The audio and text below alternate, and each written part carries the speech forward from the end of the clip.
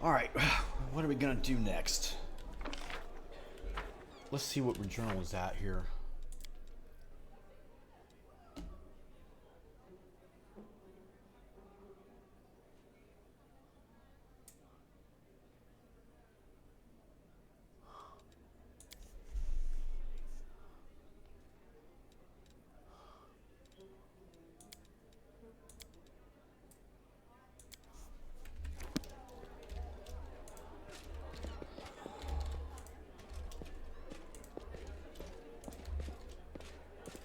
Oh, I forgot about that.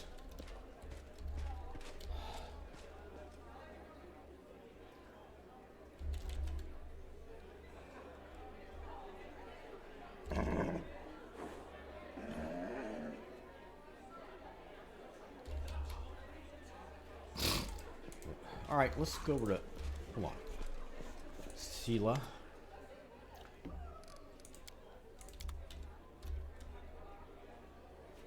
Anivia?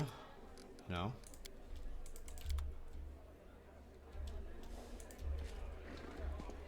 Lan?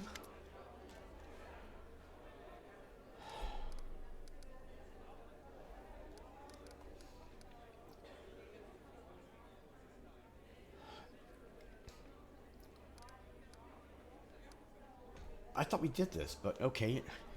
Here for chat. I've been waiting for you to come and see what strange beast you've taken your part. I'd like to know more about you. Let me guess. Your first question: can you wear a hat with one horn? You speak common much better than the rest of your tribe. Funnily enough, common isn't all that common underground, but your observation is correct. You used to live on the surface with my parents for a while, and had a chance to learn a couple things. Language, the fact that every peasant who sees my scaly mug screams demon on his way. I don't know if you're interested, but my mom was from an underground tribe. She was a smuggler, the kind that used dungeons, cadavers, and sacred remove, storing goods. One time, two gangs couldn't agree on how to share a prime cut. Got into a fight and lunched through the rivers down a hole, dead and living alike. My dad went to check if the course had anything useful on them, found a girl from the surface barely clinging to life. A credible feeling sparked between them. Or maybe the girl just like men with scales and a cat. No, that might be it. One way or another, he got her back on her feet, and he later even left his home cave. She left her straight up, smuggling behind, and began an honest life together. That's the light story of how old land came to the world. Next chapter, however, my family never stayed in one place for long. We lived together, sometimes on the surface, sometimes on the ground. We couldn't find a place to call home. Living in the caves was hard on my mom. My dad's parents raised too many questions and Mendev. There were demons. Against the demons, at the end, my parents decided to stop making each other miserable and separated.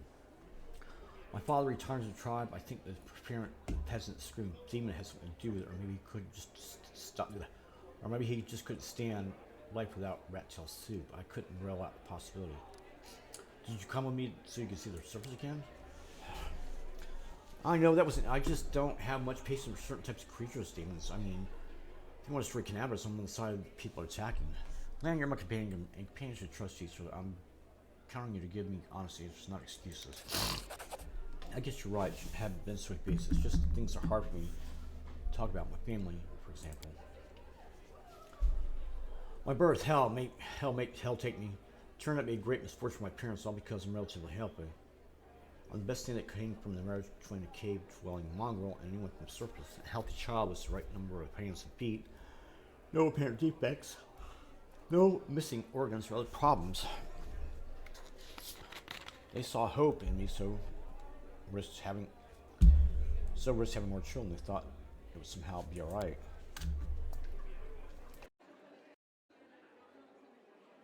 Had 4 brothers. The first was born 2 years after me and died 3 years later. He didn't have a nose, nothing even resembling one. He could only breathe through his mouth. Mom and Dad were free to take their eyes off him. For fear he choked and suffocated himself. And then it was his weak heart killed him. Then there was another pretty birth. I pretended I was sleeping but snuck out of my bedroom and listened on the door. All those hours, it was very strange. But I never heard the newborn screaming, Mom, moaning, yes, the priest saying. Then I dared to open the door and I looked inside. The priest stood there very pale. One of them was holding a small object that fit in his palm. He asked, do you know what this is? And on the side, things ahead. Please go on.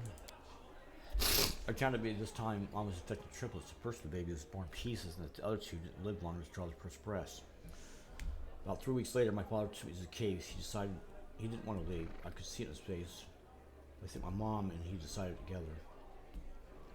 The curse my people had carried since the first crusade stood between them. Not to mention the force of babies and old age rapidly taking its toll on my father. After we returned to the cave, he only lived in it for years. So if you ask me why I decided to go up to the surface and join the Crusaders, well, the answer is I always wanted to. I was afraid to leave my tribe, but always haunted me. A dying world worth decades could do nothing to stop the beast from the abyss. And the numbers of victims keep growing. I want to change, or at least try to. And it's changed things too much to ask, at least a little revenge. The ones who were behind the world will owe me a great debt. The lives of 4 brothers, all my mother's tears, my father's broken heart. It's a lot. It's so much killing. It's so much that killing a couple of demons won't do it for me. I want to do something real and ready to pay any price. Call it my personal crusade if you like. I used to think that things would be better if I had never been born, but now I think I was born to do this to settle the score. Why don't you go up and just join the Crusades before? I couldn't just abandon my tribe. I'm the best hunter. They'll have it much harder without me, but now that the demons nearly destroyed Canabras and the caves almost collapsed on their heads, sitting waiting out just wasn't an option anymore. Anyway, I'm more useful here up here than I am down there. Plus, the chief let me go, which means that my debt to the tribe isn't settled and paid. Would you like to find your mother? No. I don't want to meet her, not because I'm feeling resentment. It's just that she's a half-elf. She's barely got her first gray hair, and I'll be a ramshackle old man. She's buried in a shelter. There's no need to make her witness the death of another. I hope you understand. I'm truly sorry. Well, then I'm very lucky I met someone who not only helped me choose the right path, but is happy to listen to my listening. Your parents' love didn't survive hardship, but that doesn't mean the same thing will happen to you. What if you find true love, someone who won't leave you no matter what? And break my beloved's heart when I die in their arms 5 years later, that's a fine thing to do. It's a person you love. Then again, there's a chance I'll inspire some tragic bard to write a cheerful ballad. Thanks for sharing, Lane.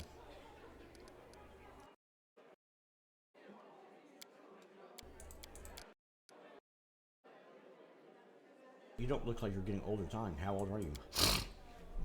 I'm as old as I look, no surprise there, but remember Saul, he's 10 years older than me. I remember him back when he was a fearless warrior, and day by day, I watched him turn into an old man, him and my father. It happens very quickly. First you miss a shot because you don't see the target as clearly as you used to. You think it's because your eyes are tired. You tell yourself it'll get better tomorrow, then you notice you're having trouble breathing, climbing is harder than before. Your fingers stop bending, or you have to tie your sword to your hand. You can't even put on the greaves without help. When you're washing your face in a stream, sometimes you get sight of a gray-haired, wrinkled old man you don't recognize. And this goes on until one day you come across a cave beast and realize you can't outrun it. My dad kept diaries. I recall all the signs, and I saw it too. The last year I had to help him get out of bed, help him dress, remind him to eat. Sometimes he forgot my name. I told him that we would have stayed on the surface, and he joked that dodging the gods was behavior under the Crusader. He meant for asthma. Every morning I wake up and check how I feel, but there's no signs. Even so, I don't have much time. I need to do something useful before I get why I came here. I want to talk about Wonderlog. Are you sure? Tell me about your connection to Wonderlog. And that connection to Wonderlog, I mean, where do I start? We grew up together, trained together. She was the chief's daughter. She was groomed to be the best of her life, and then I came along. We were rivals, but we dragged each other out of the tight spots too. I've always been drawn to grand heroic gestures, sometimes idiotic ones, whereas Windu liked to roam unexplored pastures, finding new caves and making maps. She wanted to be a great huntress, the one who'd make it through the shield shed, but instead it's better if she's dead. The death of a friend is painful, but watching a friend become a shadow for herself is unbearable. She doesn't think she's a former, she doesn't think she's a shadow of her former self. Of course, she thinks she did everything right. Because the second she starts to doubt herself, she'll have to face the truth, to admit that she's just a cannibal that demons use as a wish. She wants to get stronger and stronger, but for what? I never understood what drives her. Were you just friends, or were you more than that? Well, you really don't pull your punches, do you? There was a time when I asked myself the same question. Why do I knew better than anyone? she understood me better than anyone. She was my first woman, but we never had loved each other. Maybe could have grown to love her, but it always seemed like she never understood what love was. Maybe she just wasn't capable of those kind of feelings. Thanks for everything I wanted to know. So you wear a hat on your one horn? Sure I can, but certain designs don't suit me too well. I found everything I want to know. Thank you.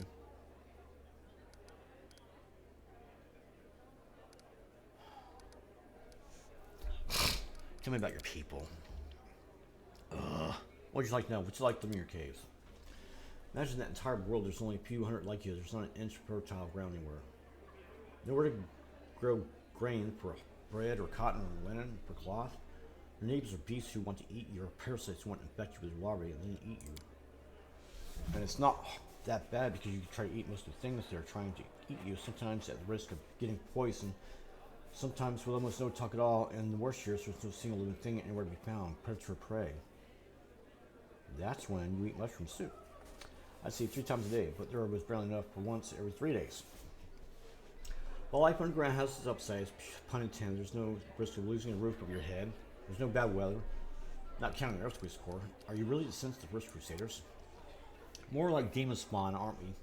Sad but true, without demons there would be no mongrels. It was naturally the whirlwind that affected our ancestors and made the children the way we are. Like most in our tribe, Chief Saul fancied himself a descendant of the underground crusaders the ones that our heroic ancestor left to guard the caves. I don't know if it's true or not. That angel came to our caves for a reason. Maybe he remembered us. They were on evil and dangerous times of the First Crusade. Hundreds of crusaders began having children, and babies were born with fangs, horns, and warts that could cover their face. People didn't like the new look. The Inquisitors sure didn't, so our ancestors fled persecution and made a home for themselves down there on the ground. They probably intended to find a cure for the children and hope to return in time, but it never happened. Instead, the whirlwind's terrible tragedy legacy is passed down from generation to generation. Mongrel parents can only guess what their child will look like. Each of us born with a new mutation. Many mutations are fatal. Down in the caves, we usually don't congratulate the family for the birth of a child until they return at least 3. Most of them give it a name. Before that, there's no point.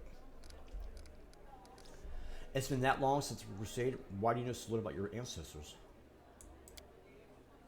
All lives are much shorter than uplanders. Up there, I'm feeling only a few generations passed, and then he still lived to remember old Sikaris, as stood untouched by the demon Queen Galfrey, for example. Where we live, mongrels start getting much older, earlier than humans, much faster, and with more devastating consequences. Few live past 40, and few still live long enough to die of old age. Hunger, disease, and monsters from the deep are more effective killers of time. So for us, the story of the First Crusade is a legend that happened generations ago. There are no living witnesses. We have a tale of the wise and great ancestors who left to stand guard in the catacombs. But in reality, I suspect they were desperate wretches who couldn't figure out how to dispel the demonic plague and were abandoned by their own kind. Do you have a way to tell day and night? You can't see the sun in your eye, caves. Every mongrel settlement has a begone, which we treat like a relic. The gong keeper has it twice a day to mark the beginning and end, but this custom doesn't keep time very precisely. Every Mongol child has the gong to strike at their own time at least once, just out of pure mischief. Nothing could keep me away from it, not even the fact that I only had one ear, which means it would take double the punishment once I was caught. So sometimes wrong strikes get mixed in with the right ones, and the tribe can find itself jumping up to greet the morning in the middle of the night. Do Mongol tribes fight each other? There were some stories that I've been forced to kill my kinfolk before too. Fights most often break out over food. We have laws in the cave with written unwritten rules that we follow. We respect one another's right to live, but hunger, it can push a person over the edge. I never, you can count on that stolen if someone else's kill, but I can't understand those of my kin who tried. To hear your kids begging for food and not be able to beat them is terrifying. You're the only member of the Nithholm tribe to call your people mongrels. Why is that? Because all Gilarian calls us that. I don't see the point of all this hemming and hawing over what we're called. Anyone who finds it offensive or takes issue with it can do the charge against the name. No one's stopping them. Personally, I'm not going to pick a fight over something that's unimportant to the name. Thank you. really. It's nice to know my grandma's seemed useful to somebody. What do you think of the life on the surface? It must be very different from life on the ground. Of course. As far as living conditions, the surface is definitely a better place to be.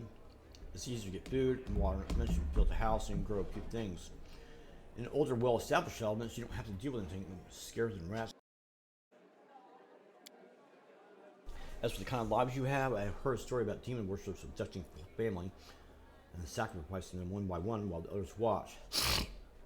But there were some brave crusaders knights nearby, and they killed the villains to save everyone. And I heard another story. A young blacksmith lost his arm in a fire, couldn't work to feed his family and baby. They tried their best and lived from hand to mouth, but they were still destitute. And the desperate blacksmith robbed a traveler one night on the road.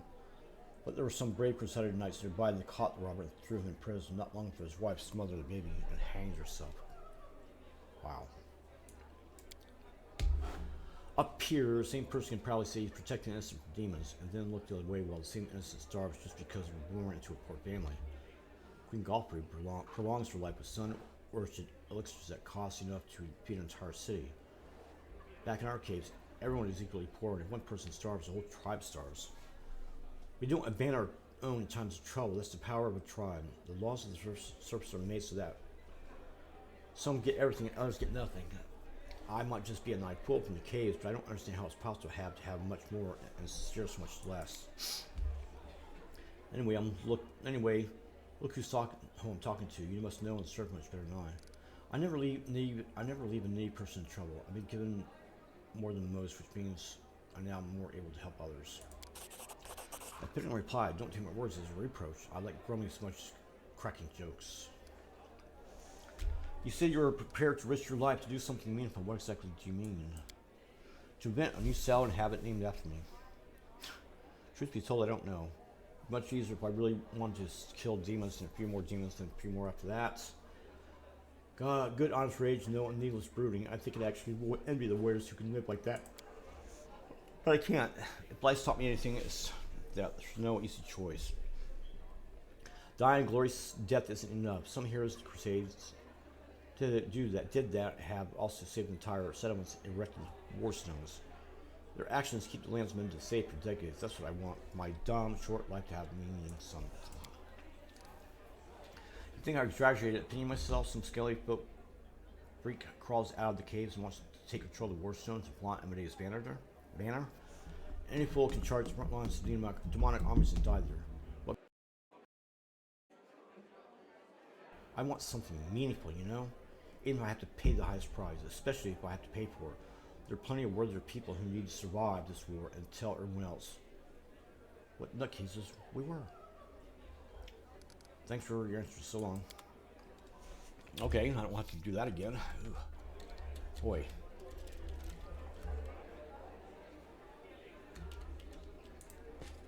I think.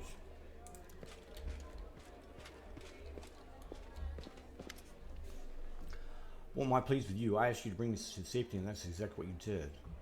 Indeed, having a father to aid me is the most efficient and frankly pleasing. With you on hand, I shall conquer new horizons, plumb the depths of knowledge, hitherto unknown, and scale the dizzying heights of future discoveries.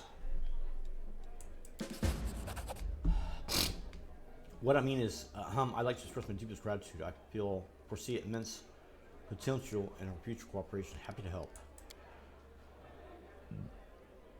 Hand in hand, we will unravel the greatest mysteries inaccessible to the minds of ordinary people. Just imagine it. I, leading the way, proudly staring into the toes of the gods themselves, and you, my loyal follower, walking behind me every step of the way, writing down my deepest thoughts, admiring the profundity of my intellect. That sounds like Sheldon Cooper. If we hold hands, we'll be able to go in front of me and lead the way. You're the catalyst, which, when it reacts with my intellect, will allow the latter to grasp the very essence of the universe itself. Do you always express your delight so effusively? Who are you? Oh yes, my follower. So what am I supposed to do? Oh yes, I must provide verbal encouragement for your as yet modest achievements, and try to induce you to strive for more of such encouragement. That's the principle that underpins your training. I see your modest nature was unsettled by the overabundance of my gratitude. I do apologize for putting you in such an awkward position. I will never praise you again unless I forget. But let's get back to the business at hand. Your new assignment will be able to take you to the inconspicuous ruins that are located in an even more inconspicuous valley lying between Kennebrus and Dresden. As soon as it's reasonably practicable, I'll mark the place on your map with a large cross so you won't forget it. What's so special about the ruins near Kennebrus? I'm glad you asked. That is my greatest hypothesis, my secret project. I won't pass up the opportunity to share it with you because you're my most loyal follower and you are worthy of possessing such knowledge, and also because you are the first person to ever ask me about it. Some time ago, I was walking around the border of the world room and I met a strange person. He was wearing a frayed gray robe and his face was hidden behind an old white mask. Of course, I didn't miss the opportunity to ask him what the reasons for his absurd appearance. And so, do you know what he said to me? He said, I am the answer, but what is the question? And he walked off in the direction of the world room. The next day, I had already forgotten about the first encounter. I had another similar encounter. This time, I met another woman, judging by the pointed ears sticking out from behind the mask. I am the answer, but what is the question? She said, before taking off toward the world room, and then I realized everything came clear to me. I know a mystery when I see one. Consider this one of my myriad talents. After all these geysers weren't simply on their simply on the way to costume parties, were they? After examining several maps, I determined that we were all heading in one direction to a place not far from Kenris, a place where it's marked as nameless ruins, even on ancient Circor maps. That's where I need to go. Unfortunately, the secret of the place will be my greatest discovery. I will secure my place in history and perhaps in legend. How do you know where we have to go? Do you know how to find a beehive in a forest? You need to catch 2 bees. Set them free in 2 different locations in the forest and remember the direction they fly. Then you take a map and draw lines showing the bees' routes. The place where the lines intersect will mark the location of the beehives. That's a yes, but the way the forest bees do not make any honey. I used beehives principle here too. For a couple of months, I tracked the strange people in the mass and observed the direction in which they were traveling. I collected the coordinates, mapped their estimated routes, and made a discovery. All the routes intersected in named ruins not far from Kennebrus. What do you expect to find there? I haven't the slightest idea. If I knew what was hidden there, I wouldn't be so eager to go.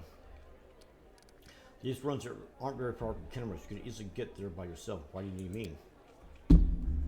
Don't you see? This is a legendary secret place. Who knows what may happen to me after I lift the veil and uncover the workings of the universe?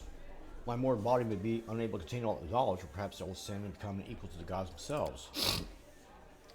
I need to write down everything that happens and report my fate to the interested parties in Epsilon, and don't forget to praise me as I serve while you're there. You know, these ruins of yours may turn out to be just that, ruins. In that case, we'll write the experiment off as a failure and start another one. I don't know what experiment I should try next. That's all I wanted to ask. That's all I want to know about your task. Well, now, you know, so off we go. Did I just make a rhyme? Perhaps I discovered the poetic talent myself. Let's conduct an experiment. Quickly, say any word, and I'll try to find a rhyme for me. Oh my god, creation. Crustacean. Not the best rhymes, don't you think? Well, this experiment was unsuccessful. We learned that I have no poetic talent after all. But it's no reason to despair. Having a gift of poetry in addition to my inexhaustible intelligence will have been a little too much.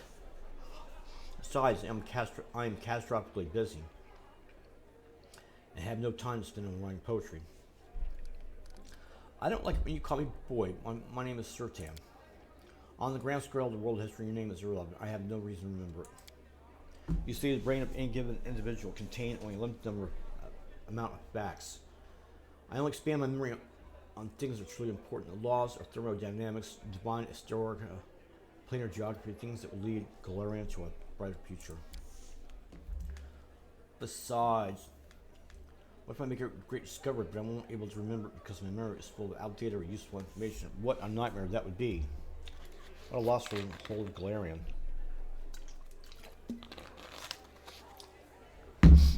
Do you remember your own name, right? Only I know to put another name in the encyclopedia. Are there any names worth remembering? There are, and to my deepest regret, there are too many. The name of the gods and demigods, the names of rulers, conquerors, and other persons by some reason deemed great people of Galarian. The extra names to history, and alas, every self-respecting educated person must know them. But there are other names I'm happy to remember. Great scientists, some of them divine, others moral, true keepers of knowledge, and great experimentalists. The pioneers of knowledge, Iori, Nethys, Arlu, Gorlish.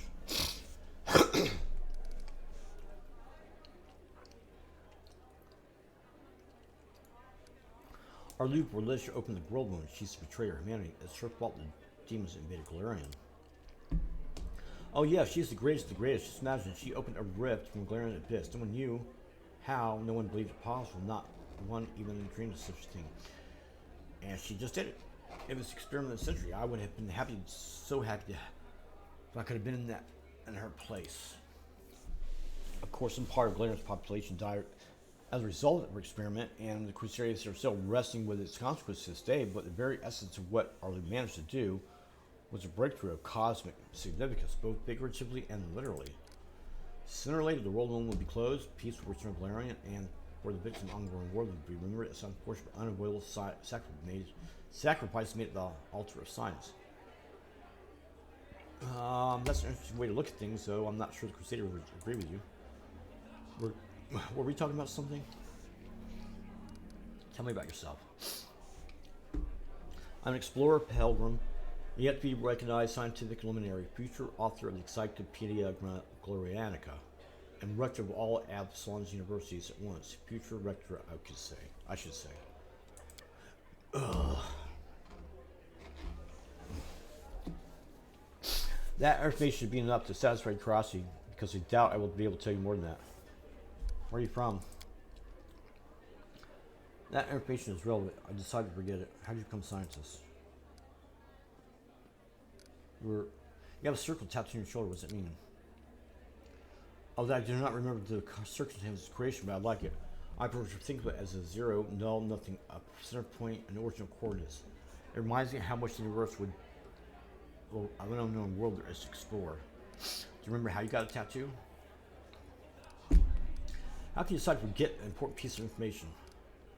There is one of my many talents. The secret is to stop thinking about the thing you want to forget. The main thing is to not remember anything you don't need. To filter it, to get right to the essence. I'll use you someday, unless I forget. What's the encyclopedia you're working on? The Encyclopedia Galarianica will be published in 100 volumes, 1,000 pages each, plus the author's addenda, appendices, added by future core authors and critical commentaries. Addenda indexation is still in question. I just like the number 100, but I'm not sure they'll be able to keep within established word limits. It'd be a magisterial piece of scholarship that would become part of the mandatory curriculum of every educational institution worth mentioning.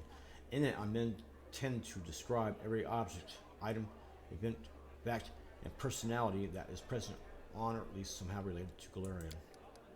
My calculations show that I've completed no more than 1% of this monumental book. Do you remember your parents' past, or is it all irrelevant too? All is irrelevant on the grand scale of world history. I have no reason to remember such things. Forgetting your origin, knowing nothing about who you are and where you came from, that's terrible. What were we talking about?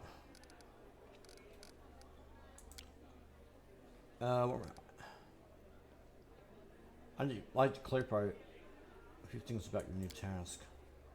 Your craving for knowledge being immediately satisfied. Ask away. The conversation lasted approximately 5 minutes. By the way, did you know that is the exact amount of time the Inquisitor can almost need to find the defendant guilty? But the Shakov Inquisitors chasing you takes 5 times as long. That experiment proved that running wild clad in armor is not burdensome for them at all.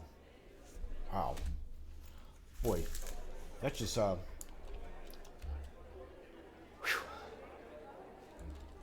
Oh, for God's sake, I forgot him too. Shit.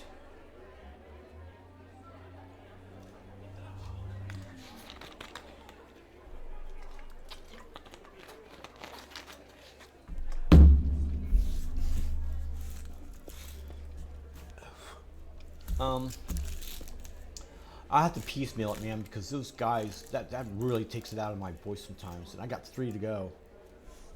So I'm thinking about going to the market to get this guy here. I don't know where else to find him.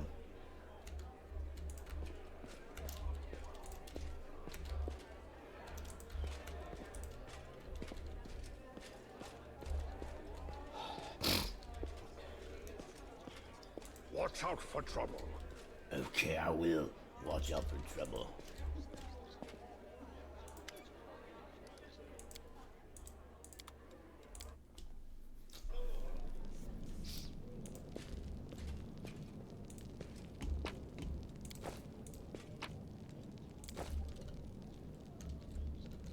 Keep your calm.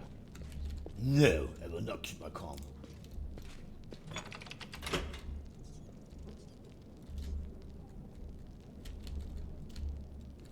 Is he here? I don't know where. I really don't know where to go. There are many roads to success.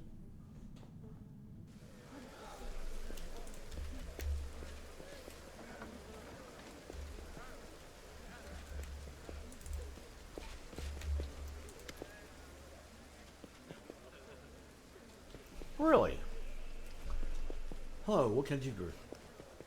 If you know who's in the city, maybe you can help me tell me something about Count Arundel. I'll tell you why not. I'll tell you why not. Everyone knows the story, you see. But you could say that I'm the one who found it in a way. The Arundels are a very wealthy and ancient line, and they hail from outlying areas of Canabras. That's where the Arundel family seat is, along with ancestral lands. In the past, if Vendev was ever feuding with their course or some clan that was causing some trouble, the Count and Council today were the ones who would defend the border with their soldiers. Their main residence is called Heaven's Edge. It still stands to this day north of here, on the road towards Dresden. But no one lives there now, and around 10 or so years ago, there was a grand celebration held at the state. Mother and guardian of the current Count invited the great and the good to celebrate his birthday. The entire Arundel clan was there, as well as many other nobles, and then, without warning, the demon struck. Clearly, they couldn't ignore such an opportunity to cut down so many of Mendev's great dynasties in one fell swoop. There was even a chance to kill that. There was even a chance that the queen herself would make an appearance, where she was related to the count as well. Well, while no one news came from the state, a troop of inquisitors were sent to investigate. They were forced to open the gates and discovered a manor full of corpses. They all perished, the service guards to guests, including some of Amity's chosen clerics and paladins. Demons had unleashed a magical plague terrifying and strange, the likes of which hadn't been seen or since. Among all this was the young Darren Andrade, the only survivor. The Count has a talent to divine magic since his youth, healing magic in particular, and that must be why he didn't die along with the rest. He couldn't explain how he survived the disease. I saw him that day when they brought him into the city, pale and barely conscious of his surroundings. So that's the story. Since then, Heaven's Edge has stood abandoned, sealed up to the outside world. People are still afraid to go near that place. Are you something from Bane's brother? Yep, where he goes, I go. That's how we've always done it, even before the world run. After War's army, he goes to battle and breaks it. He brings back to me and I repair and make it better than before. Everything's changed since then, of course, but then that part has to stay the same. How is Staunton to blame for the fall of Dresden? I've told the stories many times already. Well, telling it one more time won't kill me. Dresden was built after the First Crusade, back when it seemed like it was ours for taking, and that demon invasion would soon be at an end. The population of most of the corps was sorely diminished, and many of them hoped to see their hard-fought repaid with a small plot of unclaimed land. Dresden was a fortress built on all hopes and Mendev's ambitions, though you're not supposed to say that out loud. What a city it was. Certain, you can't imagine. It was built with the finest engineers from the Five Kingdoms Mountains. Queen Godfrey spared no expense. Dresden was meant to be the capital crusade movement, a monument to its glory, and a beacon of hope for all Glorian. Heroes were drawn there to seek fame and glory, and they came from all over. Taldor, Garuns, Tianzia, I couldn't list them all. A relic known as the Sword of Valor was kept there. The banner had been carried in battles by Amadea herself back when she was still human. That banner protected the city and kept the demons from teleporting inside its wall. As long as the banner was in place, Dresden was invincible, so we thought.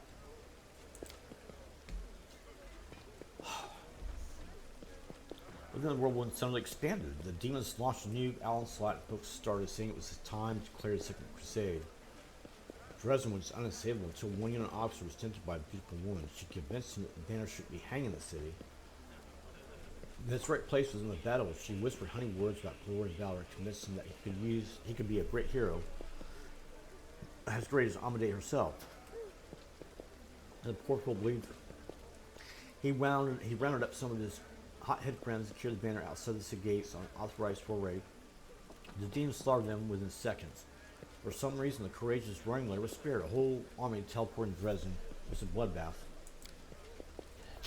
And as you can guess, the officer was called Stanton Bean, and the woman turned out to be a demon, not just any demon. It was Monago, the foul wretch. She's given us a lot of grief here on campus too. Just don't ask me what I'm doing while my brother's off having tryst with that beast, and why I don't save him from his own stupidity. Who could have guessed it would end like this? I failed my brother, this is true. I blame myself every day to his plight, so that's the story. I just want to see what he has. Oh my god.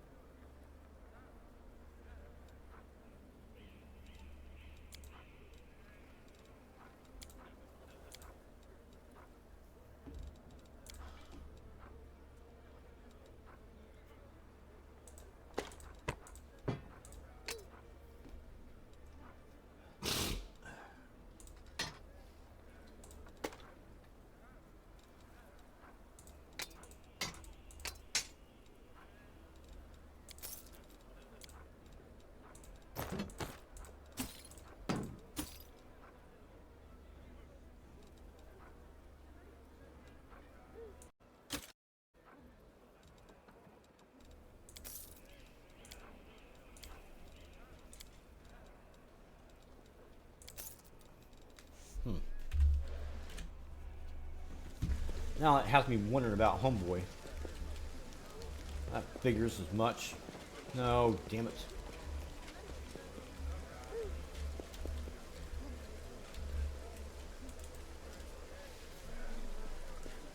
I've got to ask now. That's annoying.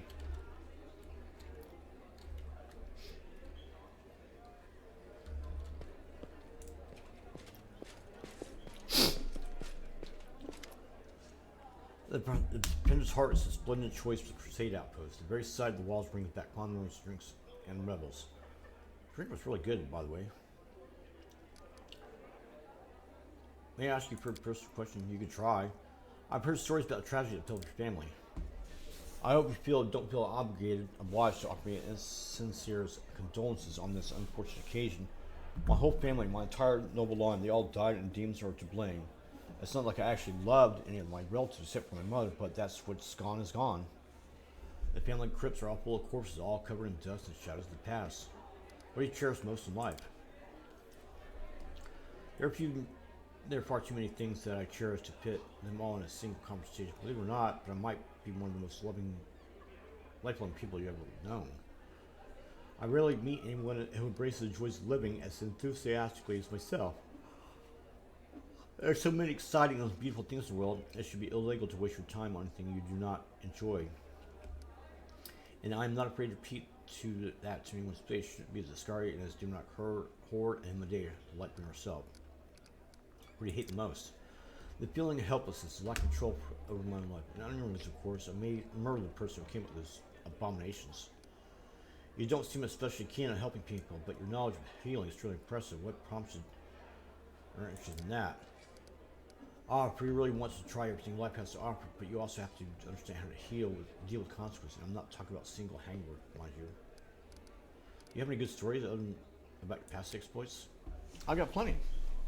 But I have to warn you that even the most outrageous debauchery sounds far less thrilling when you were not the one doing the debauchery.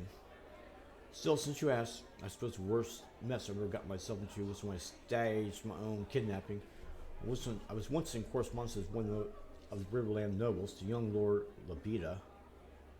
He told me that his days as hostage to a group of bandits. This made me wonder what it'd be like. I thought it might be fun to set up a little experiment. I entered into my own kidnapping by a certain gang through a chain of intermediaries and hired actors. Those fellows took the job very seriously. They caught me by surprise, killed my two bodyguards, and tied me up. Of course, the whole thing seems preposterous now, but it seemed like an ingenious idea at the time. Employers had told the condemners that they were to keep me safe and sound. Another group of mercenaries in disguise was watching this spectacle from afar, ready to interfere in case anything went wrong. It turned out to be a terrible idea nonetheless. It wasn't the least bit of fun or exciting. Sure, bandits had been unable to torture or hurt me physically in any way, but they had plenty of other non-invasive methods of humiliation in their arsenal. Take almost all of your clothes off and splashing ice cold water over your sample. Ugh. I can't remember if I said anything truly offensive to provoke them, even though I initially planned to let them go after the ransom. Their overly emotional reactions made me change my mind. I told my mercenaries to hang them all on the spot. I suppose the whole ordeal taught me a valuable lesson, which is that I am not built for hardships and trials.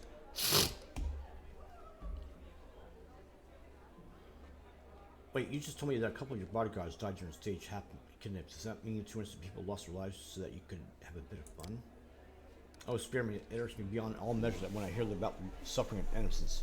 Yes, bodyguards died. Guarding nothing is a dangerous job, or nobles. They were well aware of the risks. I don't really see a problem with that. Besides, you proved their incompetence. They would have stood no chance against real kidnappers. Your cruel jokes bring nothing but misery. And? So that was a stupid story. Now I'll tell you a truly brilliant one. Prelate Colrin had always strictly prohibited any public celebration of cannabis, and he always picked on me for the lack of respect for the fallen and whatnot. His grumblings annoyed me so much that one day I drove 4 barges in the city harbor and set up a celebration on the decks. The ships in the river didn't fall under Prelate's jurisdiction, you see, so all he could do was snarl at me from the embankment. I, for one, did not forget the old boy. The main attraction of the festivities involved the Inquisitor of Amadeus dancing around and roasting beautiful wishes on illusionary bonfires, taking off his clothes with every new victim. The spectacle was so heated, in every case, it's the word, the prelate almost had a stroke. Oh, wow.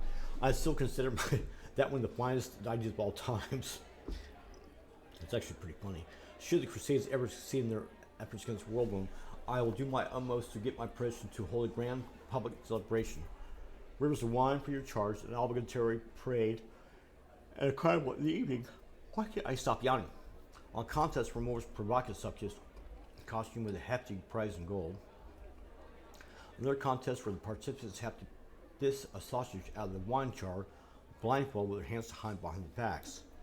The wine will symbolize the blood of all the heroes of war, and the sausage as well, they'll find heroic meaning for that as well. Over the years, the commemoration of the great victory of light or darkness will turn into an ordinary holiday, a fine excuse to get sloshed and roam like animals in the streets.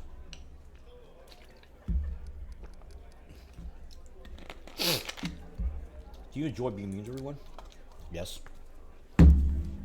Now, here, I thought you were hurling insults at people pure by accident. I like your way with words. What do you expect me to say if I want to make a good impression? Something along the lines of, I'm not mean, I'm just being honest with myself and everyone else. That's what people use as an excuse. They want to keep up their saccharine facade while still saying whatever nasty little thought springs to mind. That is not what I do. I have no hidden agenda. I'm just as much as insufferable prick as I seem to be. Some people are simply begging for a good dose of mockery. So who am I to deny them? I don't give a damn to anyone else holds a grudge against me, which is why I don't even try to avoid it. I hope this conversation was at least a slightest bit amusing. Well, it kind of was. I like to talk about life in Deb and on the Crusade. Ask, I'm all ears. What's your opinion on Mendip today in general? It doesn't exist. It's a frontier country that has attracted every utopian adventurer and fanatic from all over the world for more than a century. It is a place where strangers outnumber the locals, especially in cemeteries. The population of Mendip, for the most part, consists of humans and other races not exactly known for their longevity. So the current generation of Mendevians were born in the shadow of the World War and raised by the Crusades. I might be the last person to complain about the decline of traditions and the lack of character in our country, but I also happen to come from one of Mendip's most ancient lineages. Its history is bred deep in my bones. My tutors told me stories about my heritage, the galleries, libraries, and even the interiors of the manors I grew up with and were filled to the brim with memories of events long past. There are many heroes of old Mendip among my glorious ancestors, or at the very least patrons and contemporaries of such heroes. Does anyone actually remember them now? I don't think so. These days, Mendip has its own heroes in shining armor and with holy fire in their eyes. I remember how several streets that once celebrated my ancestors were renamed in honor of some crusaders who died in heroic fashion. None of the citizens remember the old crossing festival that were eventually replaced by, I must say, these holidays even share the same date. Pretty much the only authentic thing about Mendip now is the endless war with the demons, and is there a point in bemoaning the state of affairs? What's gone is gone, but at least we're no longer some tiny godforsaken northern kingdom, and that's something, isn't it? You really don't like the Crusades, do you? Quite the opposite. When I think about how many devoted heroes are willing to protect this world against the demonic threat, I feel so inspired to continue indulging my vices while they fight to keep me safe. Imagine being someone like me, someone who has everything they could possibly desire: youth, beauty, wealth, and honest wish to live and enjoy living, but vanishingly few ways to put it all to any use. The fact that the word fun itself is not yet outlawed in Mendip must be due to some bureaucratic oversight. You can celebrate your victory solemnly, you can wet your whistle after a challenging battle, but what about real fun, joys, pleasures? I can't remember a single evening at court without someone chastising me for my banquets, my lovers, mistresses, my luxuriant clothes, my everything. It would have been a lot easier to tolerate all those hypocrites if they just took a break once in a while. Instead, there was a constant fuss about how I wasn't doing anything for the greater good and how I brought shame to my royal cousin. What do you think of our enemies?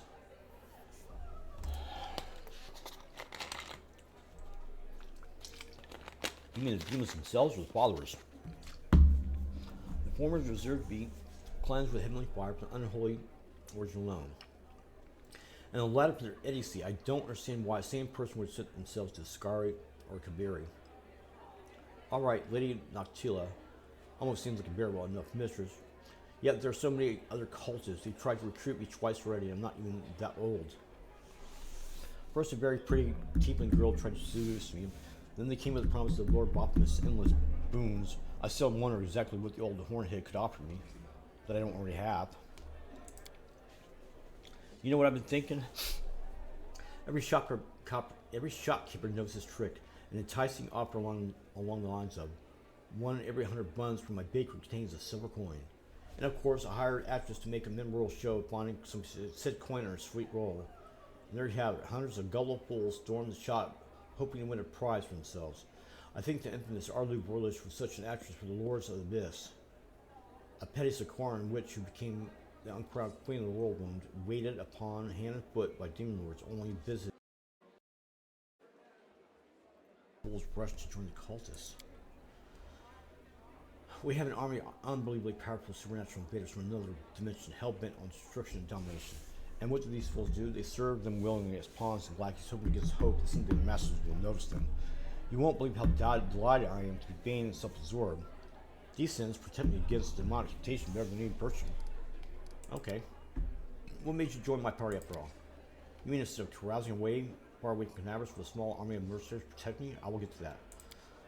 You see, when you appear at my door out of nowhere, I'll watch your bravery and heroism and start tossing the Marines like ragdolls. I thought that your company might be more excited than my usual crowd of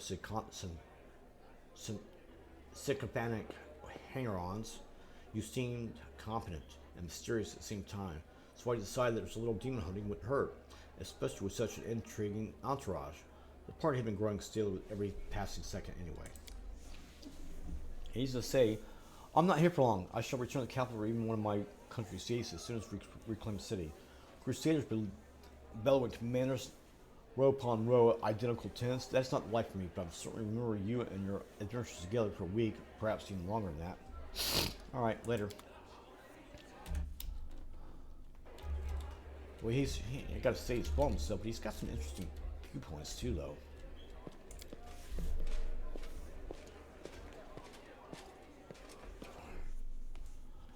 That's 3 people I'll cover in an hour. I still got 2 more to go. Ugh.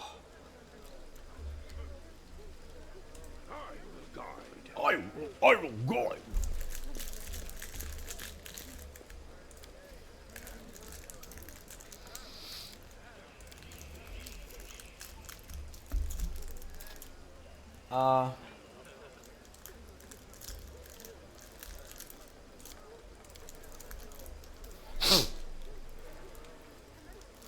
Sure, I'll do that. Ugh.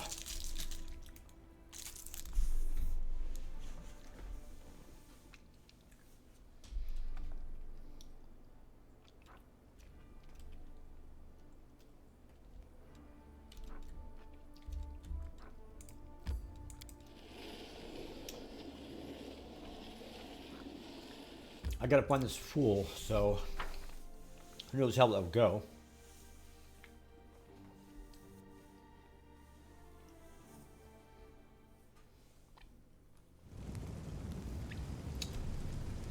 Huh? Oh, yes, what? Yes. Trust in yourself.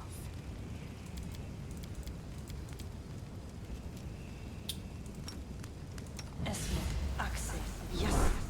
Rules are made to be broken. My tail is restless. Yes.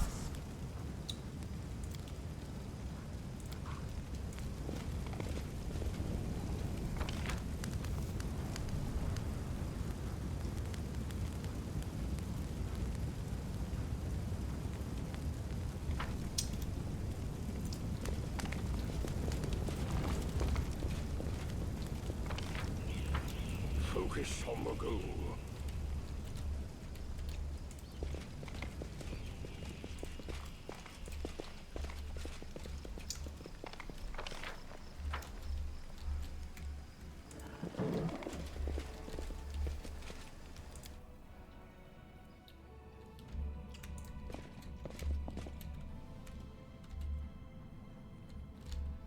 Okay.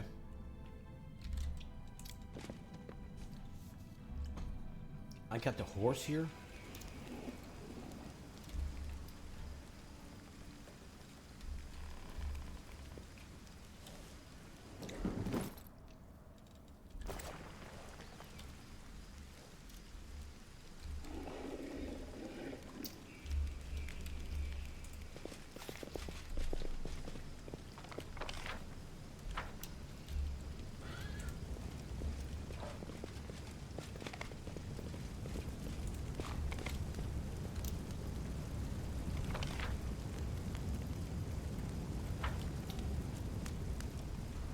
Watch out for trouble.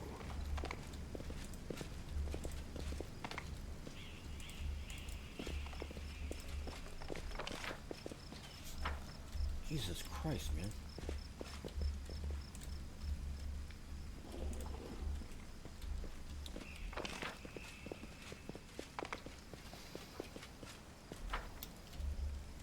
Keep your calm. I was just there.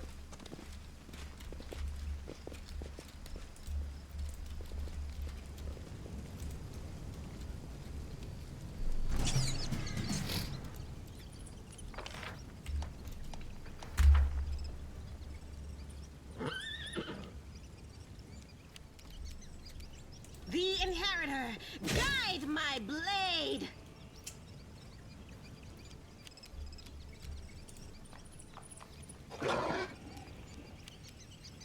I'll just have to resort to brute force. Out of my sight! You should have listened to reason.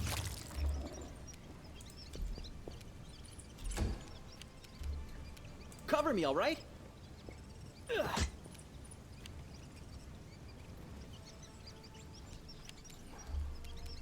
Surrender, or else! The light, take you! Ah!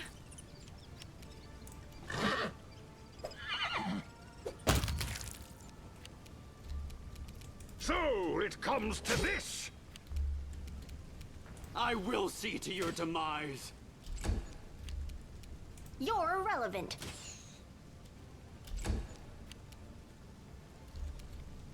Stab you or zap you? Why not both?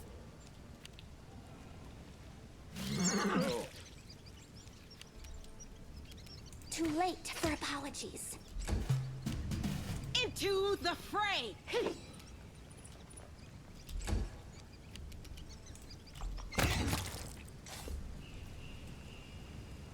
I'm up for an adventure. Magritium Turinos. Magritium Turinos.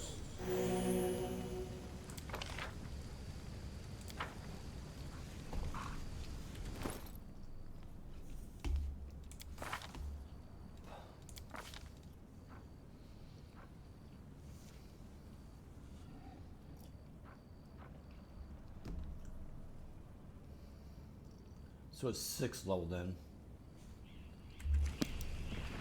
There are many roads to success. Damn it.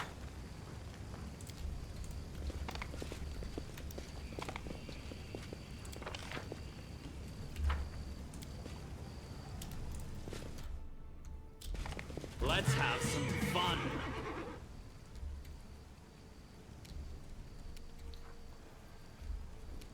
That's weird. Distract them for me. Huh?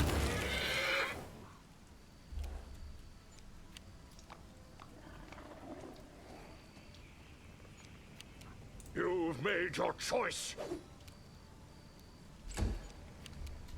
I'll hit you! Precision and grace. Mind over muscle. The Inheritor, guide my blade! Time to share your treasures.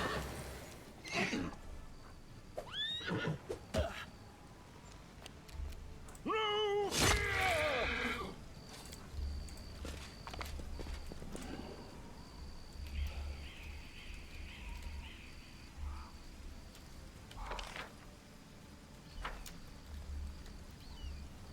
I will guide.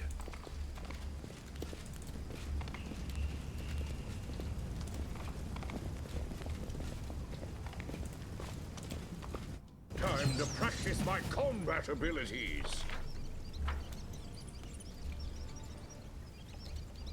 What the fuck?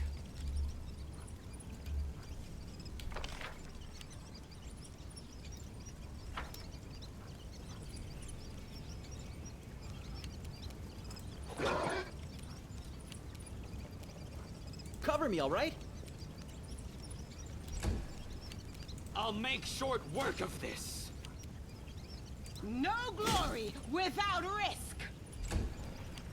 I'll remove this obstacle. I'll just have to resort to brute force. You won't stop us.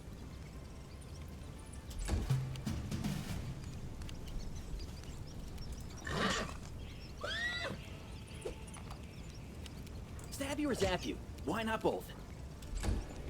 Out of my sight. The light, take you!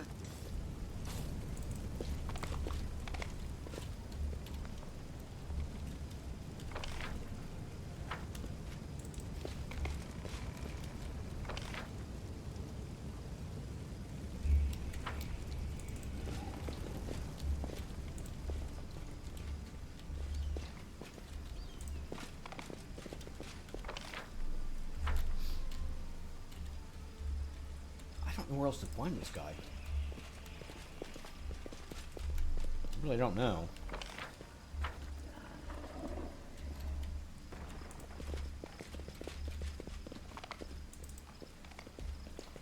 Kind of starting to regret now that I got this horse. I don't know yet, man. Can we retreat already?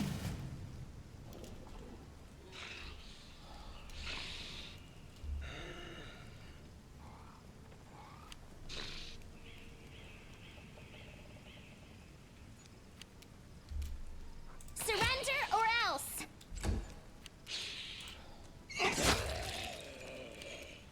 I will see to your demise.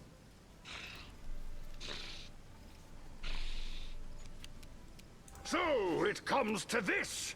No. Distract them from me. Has he fucking gotten out his knives again? What the fuck is up with that? How does he fucking lose his knives? Oh, Jesus Christ, man. Into the fray! Ah! You're irrelevant. It's a real pain in the ass.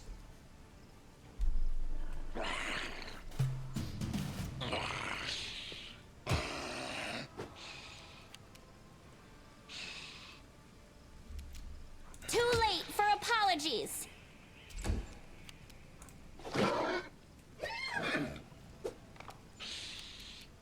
Precision and grace. You've made your choice.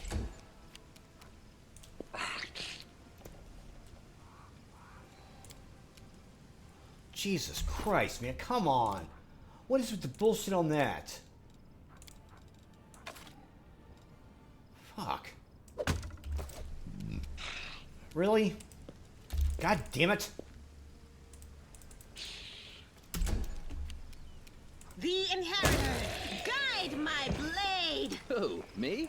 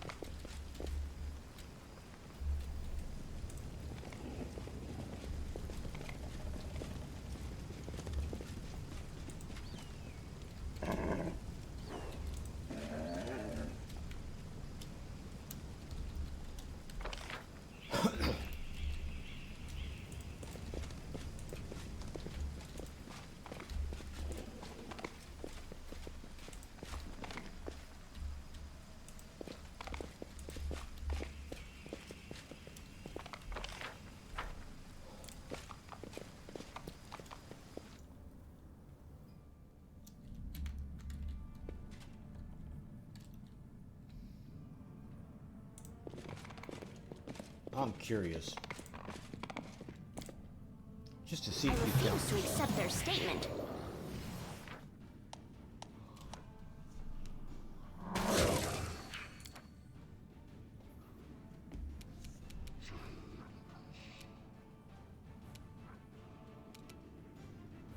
Wow. Where the hell did he come You from? should have listened to reason.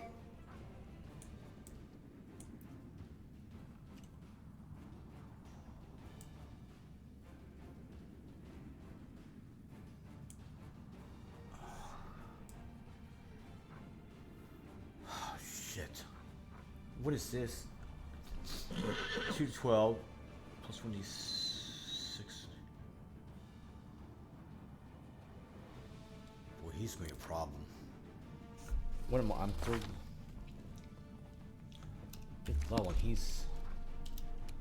Man almighty.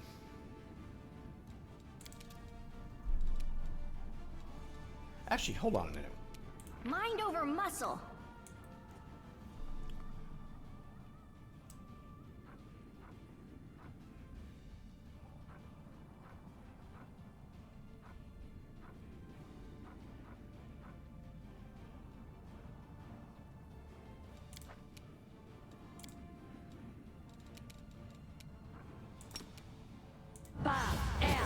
Yeah, I'm gonna need that.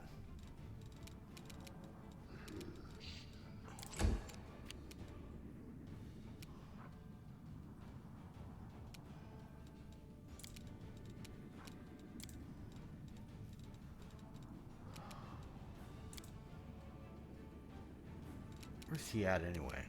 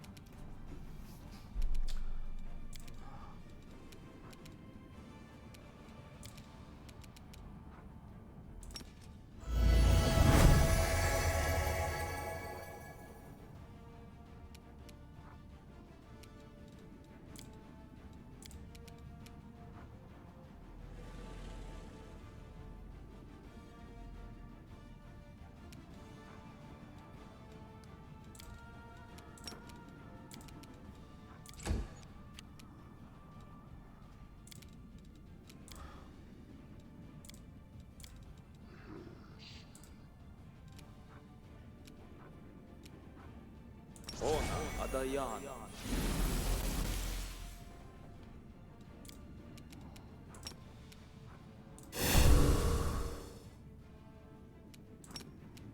The light. Take you.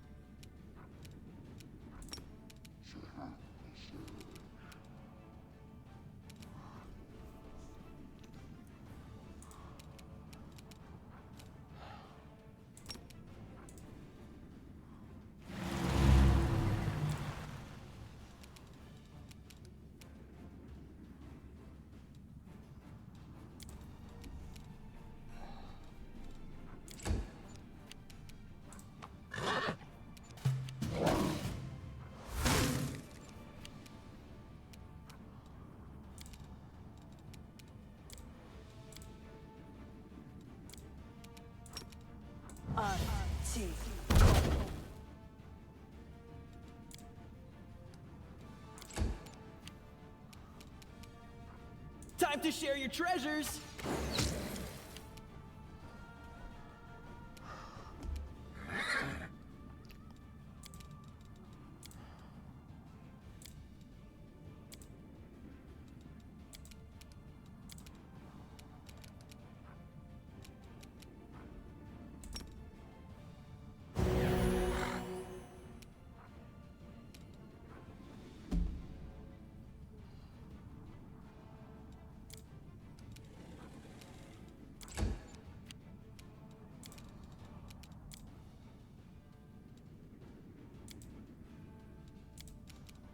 Faerun Sentes.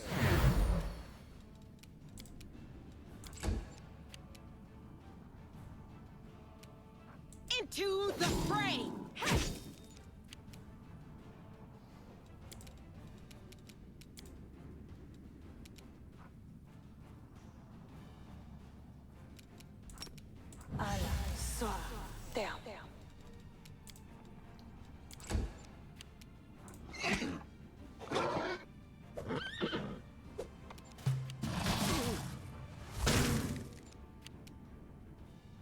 I'll remove this obstacle. Cover me, alright? I know mystic theology, Madrid. arcane bombomancy, eldritch sciomancy, and many other clever words.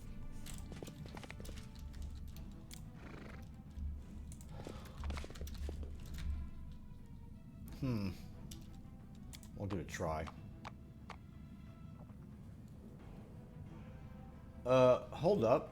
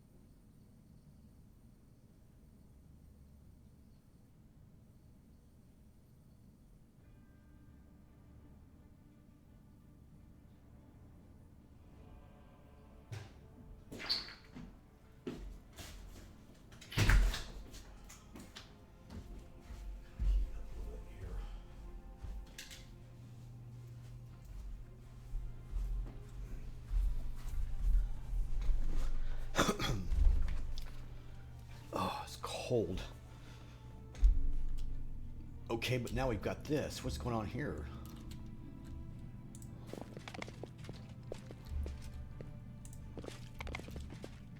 For that?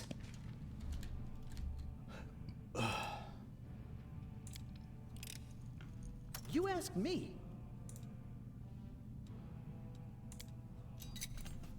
Pretty good, aren't I?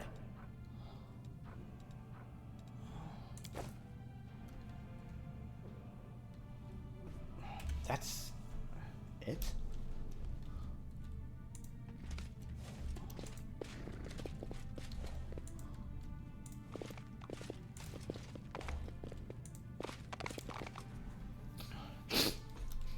Focus on the goal. Let's see what that bow is.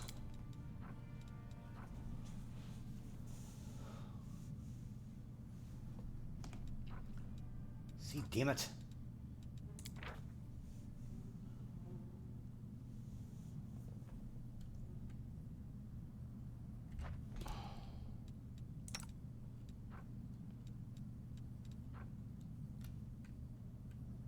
I'll go with that. Anyway, that was interesting.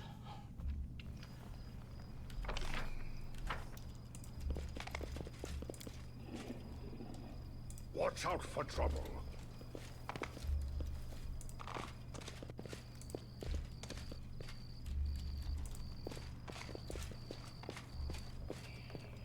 I'm kind of curious.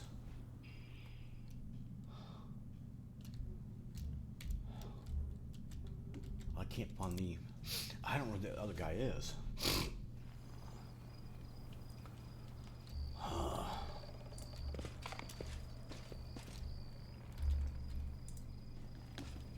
I sense something.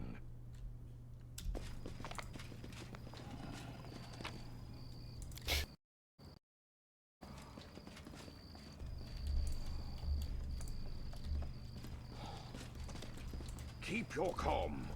No, I will not keep my calm.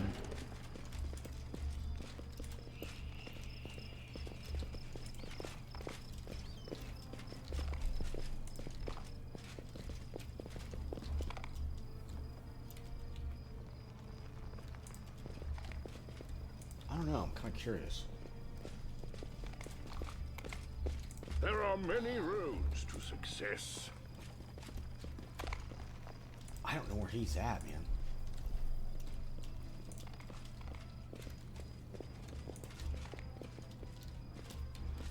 Wallflower. I wonder if it's as if the name suggests.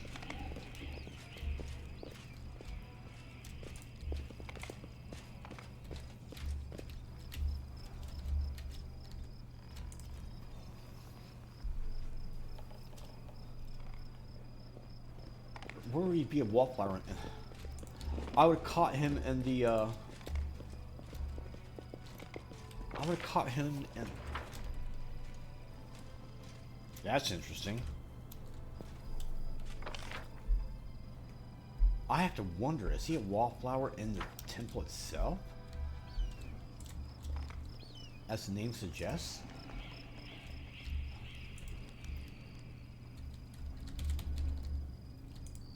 I have to really wonder.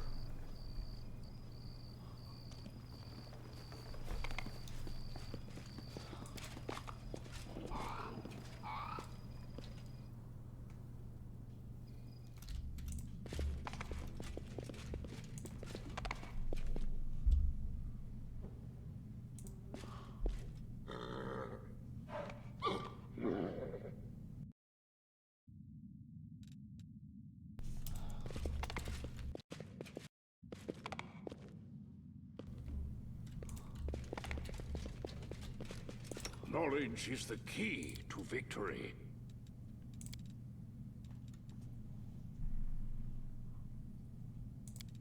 Why isn't that thing with him? Hold up. Where'd it go?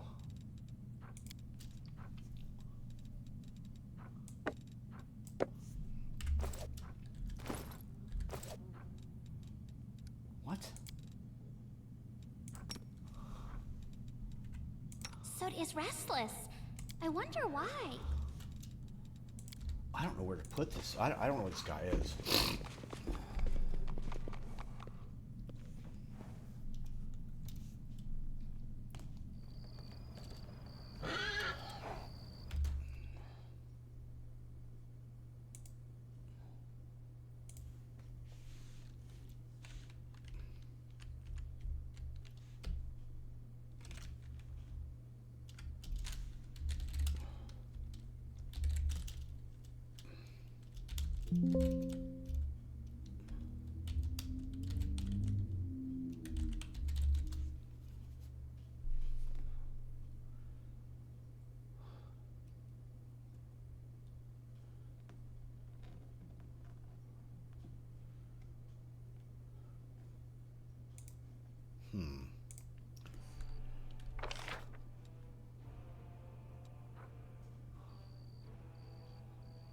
Kidding me.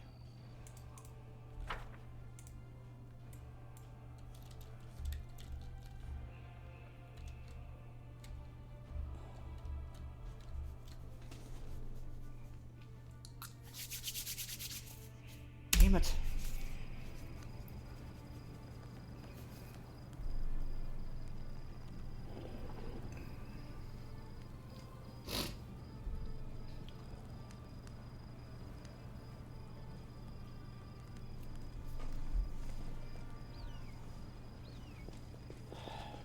Do not fear.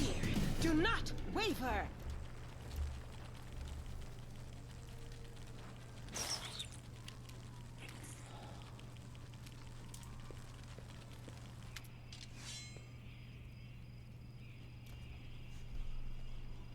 I got you now, Trade. I've tolerated your heresy for too long. I should have been more careful about who I let in the city. If you had listened to warnings and not looked over shoulders in her shadow, then perhaps this trade could have been avoided. Enough.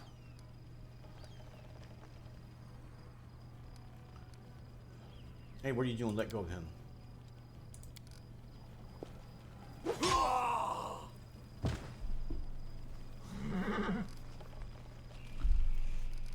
No, not having it. That's fucking bullshit. I'm looking around first, not to have that kind of shit going. Man, it pisses me off.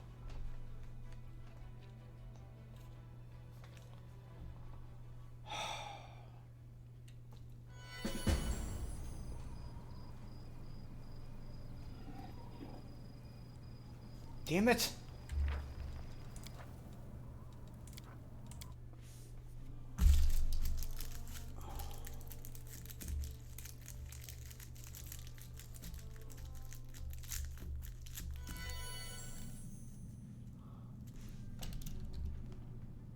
What the hell is Watch this? out for trouble. Already got the bow, right? Okay, good. Man, thank God.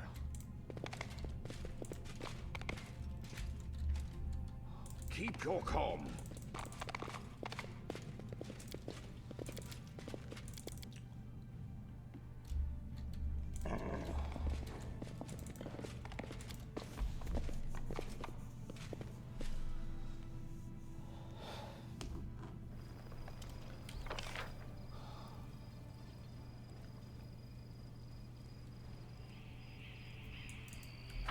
I wonder, oh,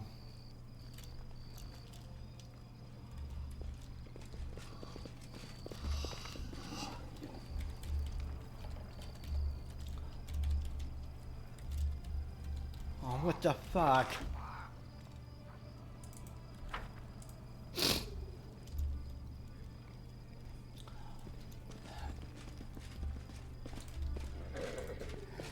I just gotta wonder here if I can come in a different way.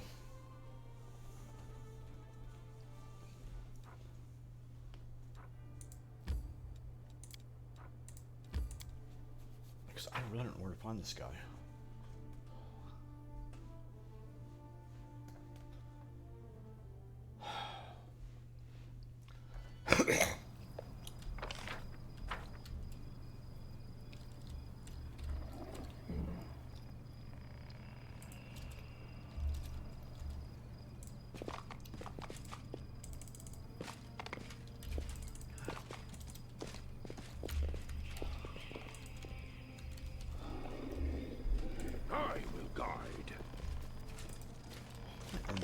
fuck is happening?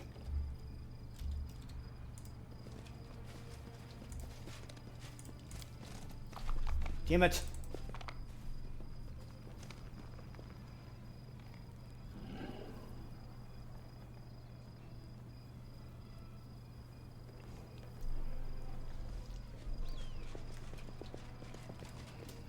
Focus on the goal.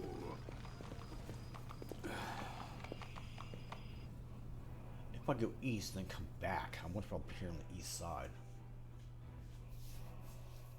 Because I don't want to run into Ding Dong again. No.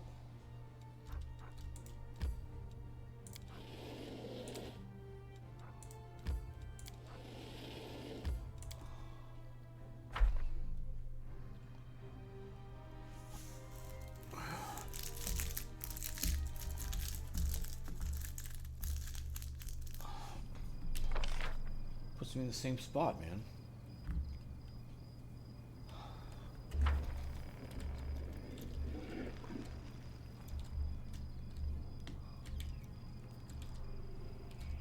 Fuck.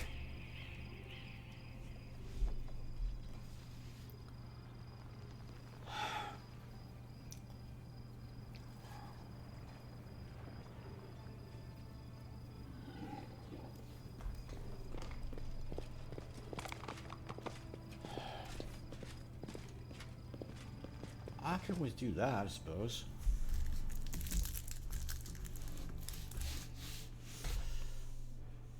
So what we're gonna do is actually go here and deposit. And if we get to deposit some of this stuff and then come back, maybe I might change it up. I refuse to accept their statement. Cover me, all right? Surrender or else! You're irrelevant.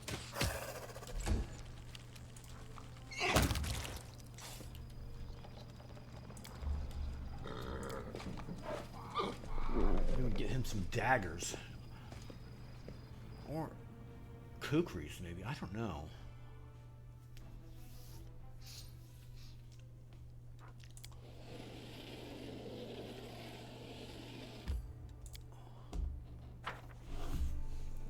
I don't know why he lost his daggers. I just don't understand that.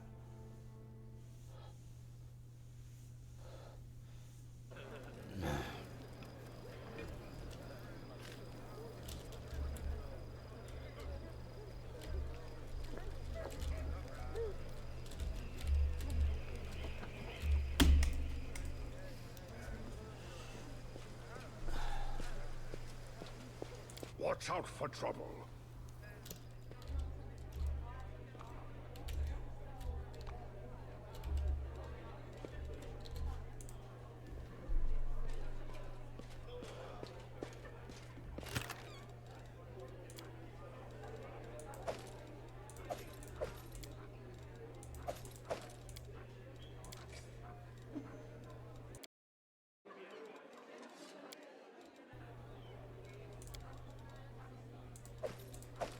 Oh.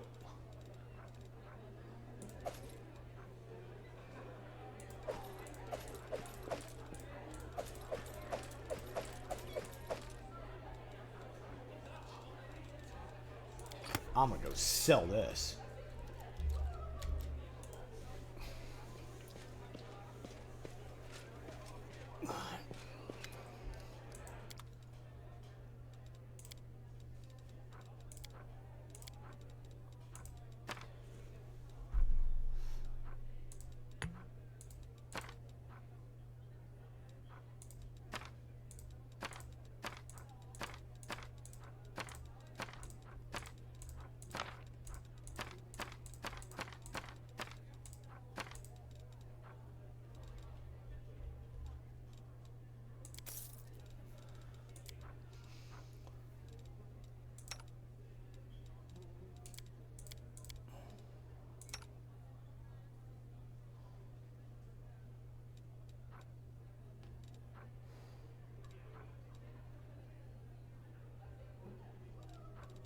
He can't use a kukri.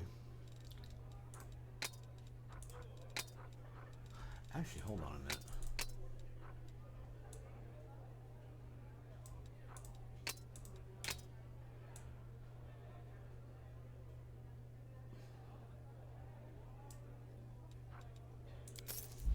Makes sense to me. Now I can get out of here. Keep your calm. Keep your calm. I will then.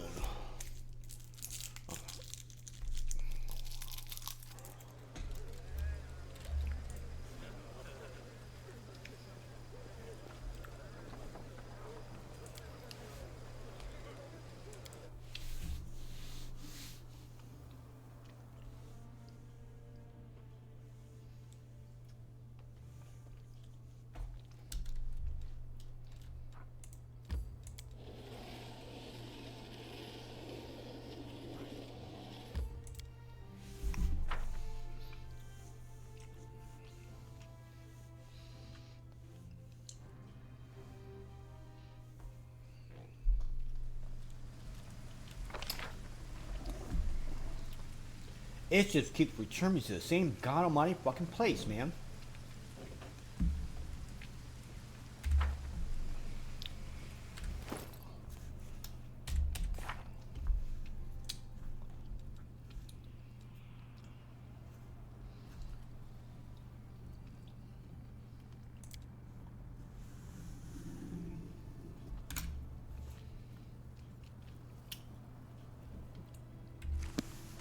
Alright, we're gonna do that then. I'm sick of it. Save it here.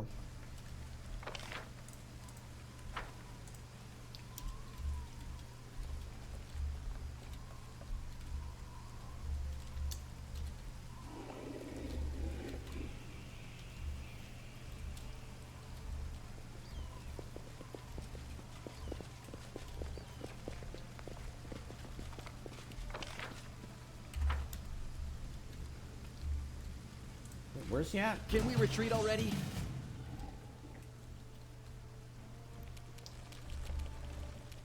Stab you or zap you? Why not both?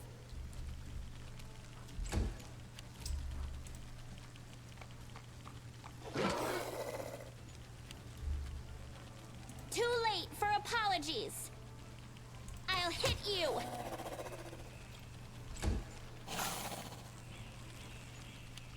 Out of my sight! Mind over muscle. The light, take you!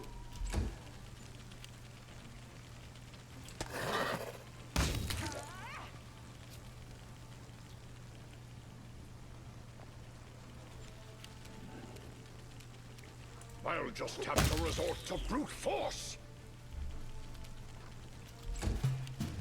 Distract them for me.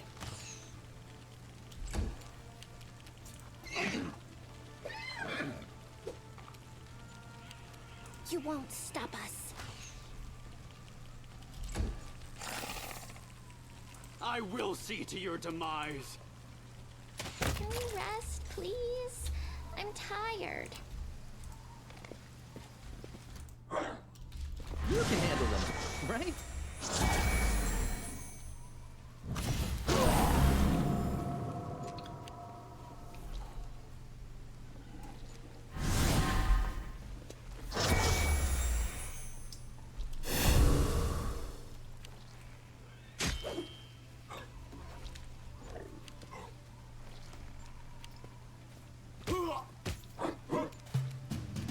This is not good. Time to share your treasures! Precision and grace.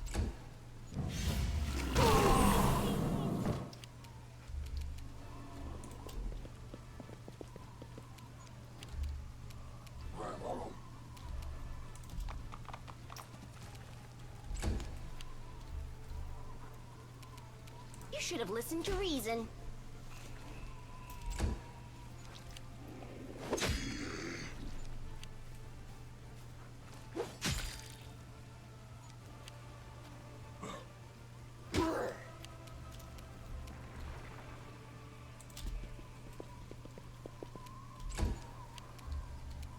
Surrender or else!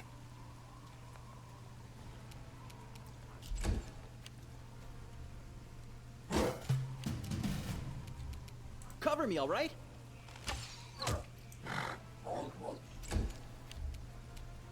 I'll make short work of this. No glory without risk.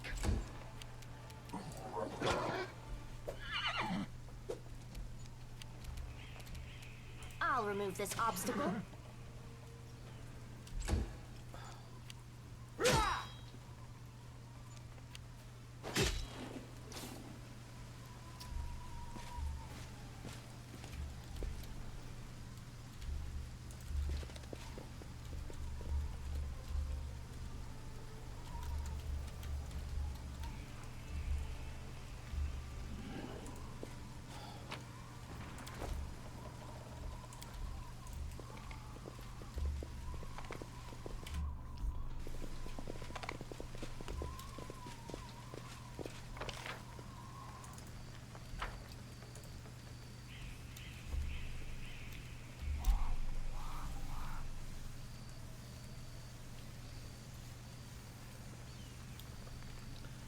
I've got to rest.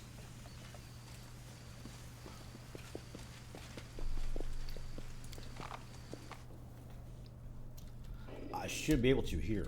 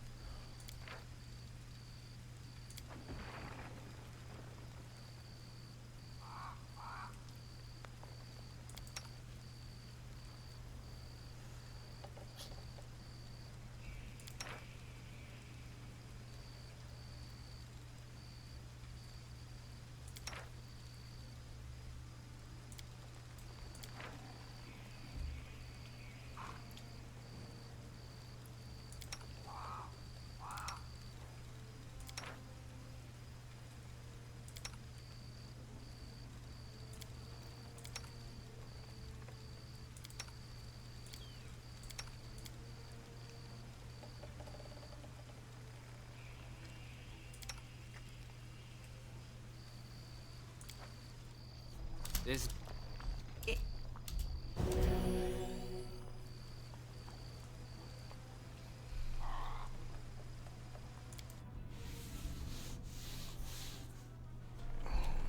I'm always open to ideas. Yes. Soot is restless. I wonder why. Yes. That's nicely.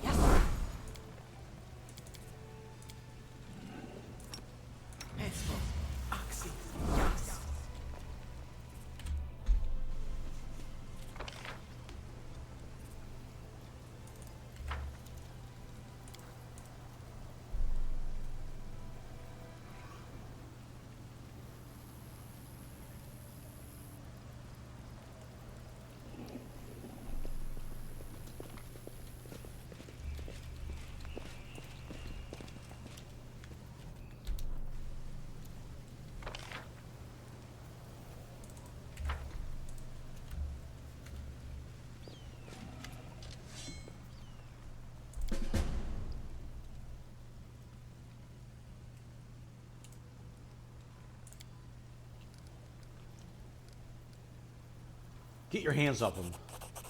What is this? More traitors, cult surprise, kill them. Time to practice my combat abilities.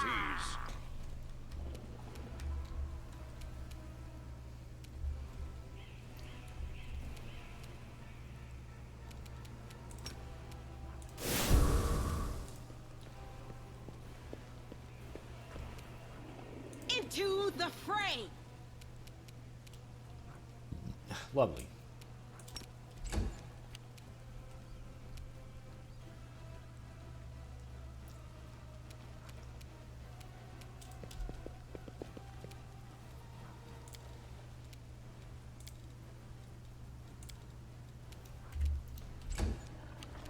Now, what can you do?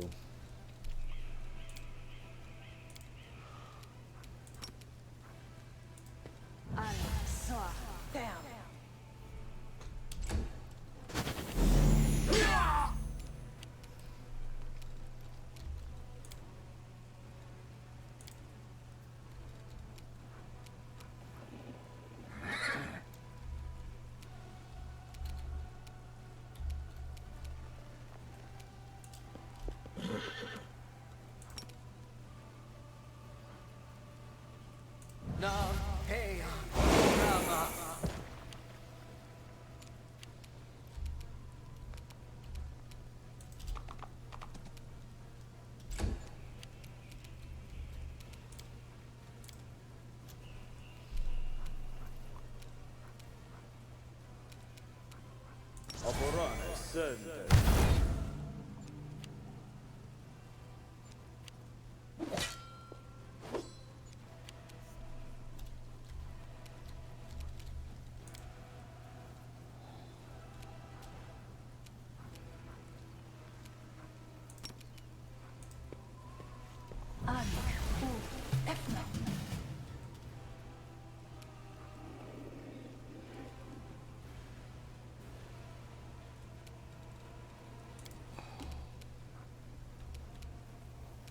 The light take you!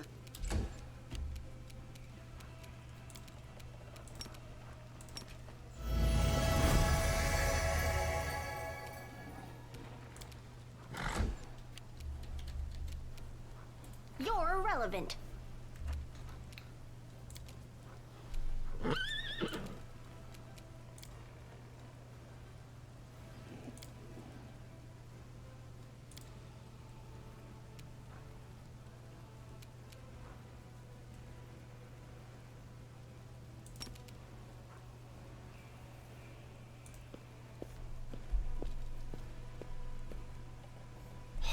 Fuck.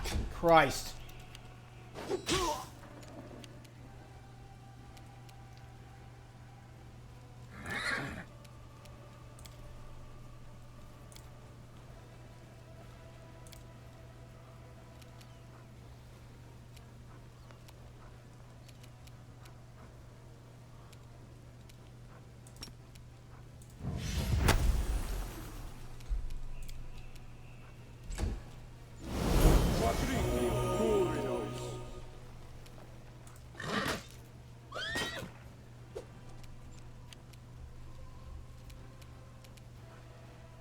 Out of my sight!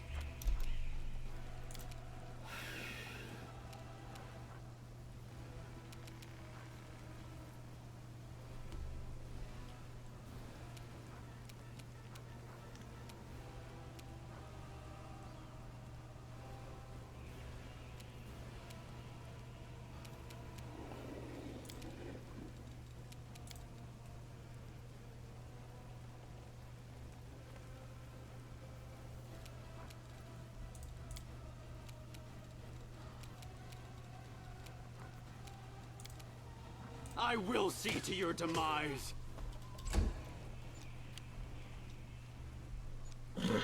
Yeah!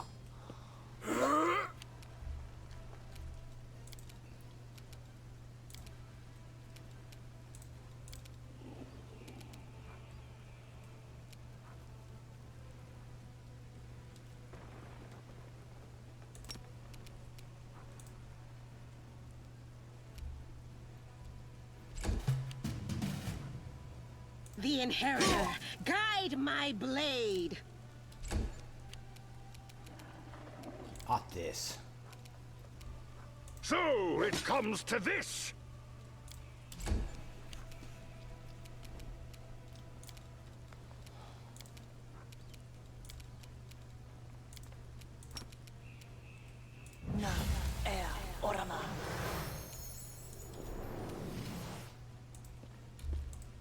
Damn it.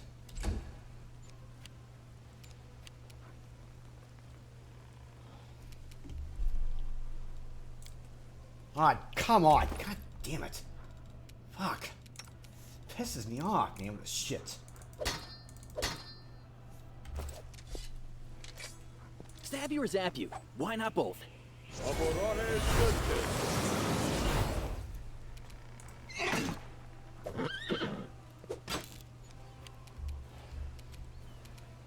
Precision and grace.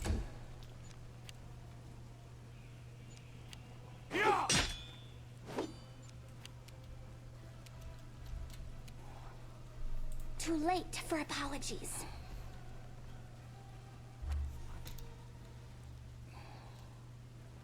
I'll hit you!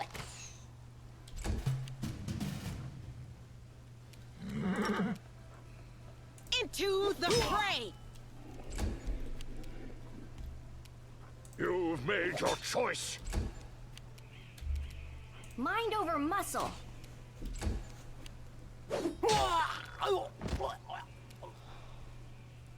Distract them from me.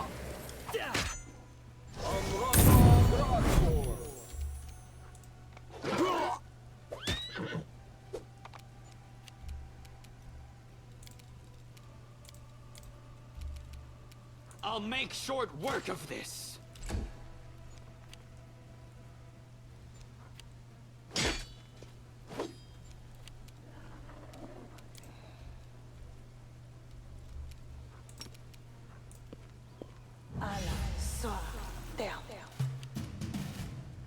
The light! Take you!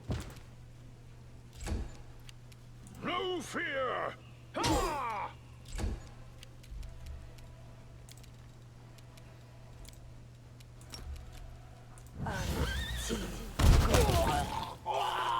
Amronda gratior.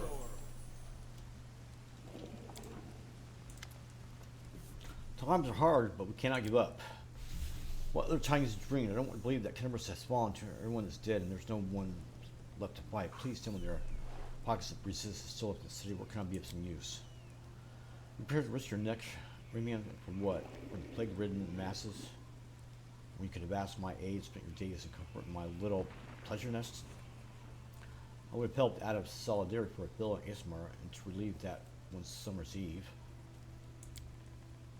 Darren, you are traveling unexpected company, but to answer your question, I've never considered trying to save myself. I want to help the people of the city. I refuse to idly wait out the storm just to amuse you, not even for the sake of that one summer's eve. I truly grieve for him, but pity you this solemnly, solely as an occasion for mockery count. Arabet Terbe of the Eagle Watch just gathered sparks of his heart. You could be very useful there. Commander Terbe did not know her person, but his wife, Anivius, a regular worshiper of our temple. I'm glad to aid in that fight. I have to go. Thanks for listening to me and defending me. I will go now to Adventurous Hope. I hope to see you there, Majesty, and help you.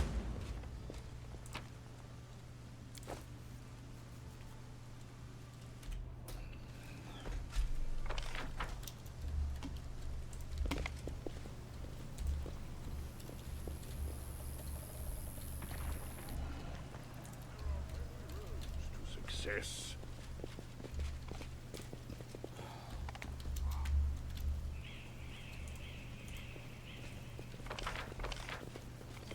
God damn it! Motherfucker!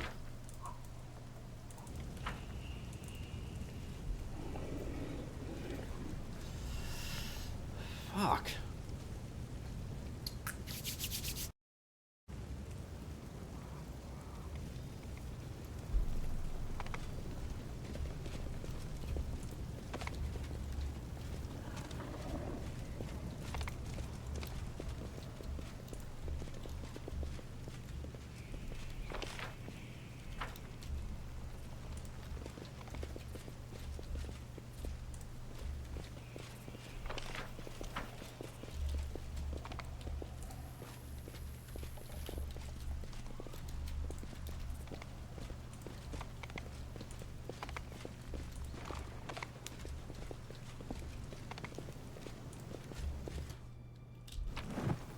Let's have some fun.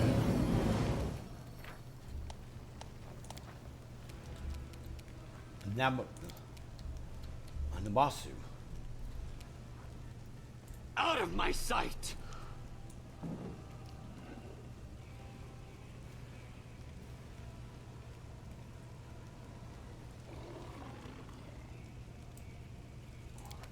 He's kind of out of nowhere.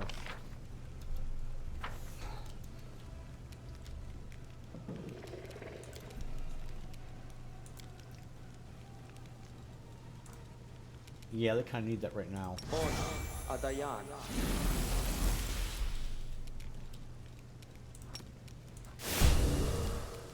The Inheritor, guide my blade!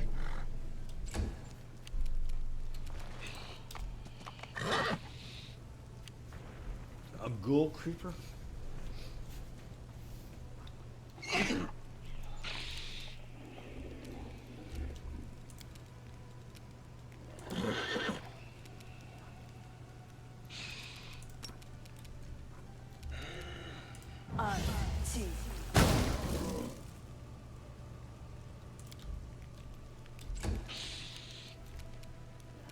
Time to share your treasures. Oh,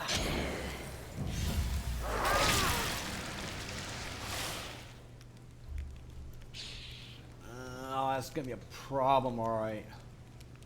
I don't know what he just did, though. Oh, that's why.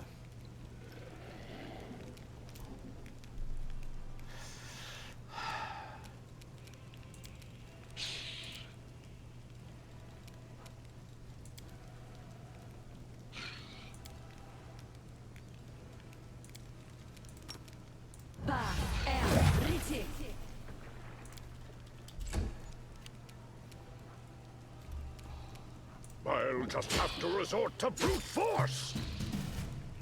I will see to your demise.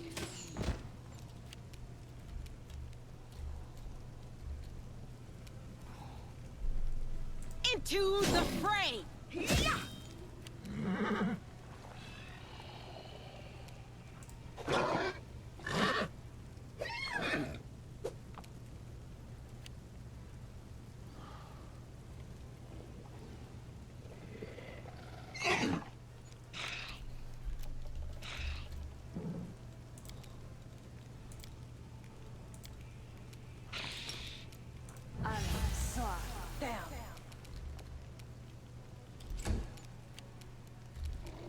Cover me, all right?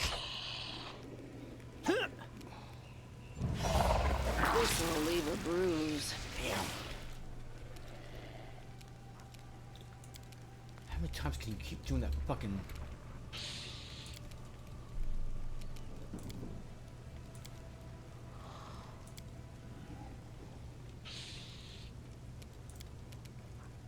You should have listened to reason. Oh. So it comes to this!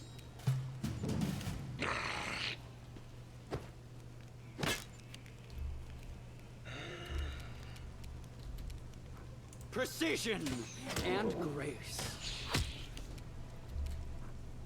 No glory without risk!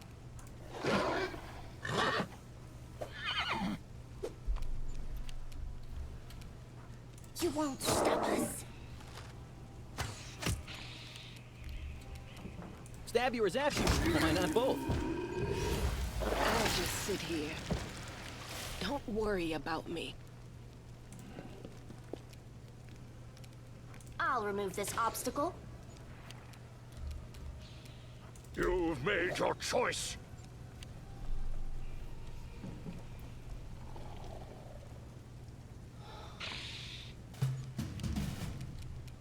I'll make short work of this.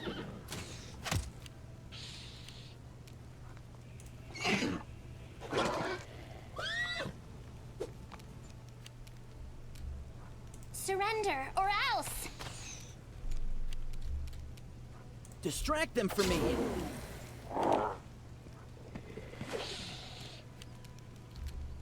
You're irrelevant.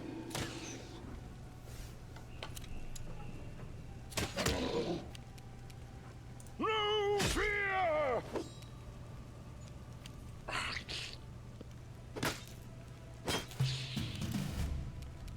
Out of my sight.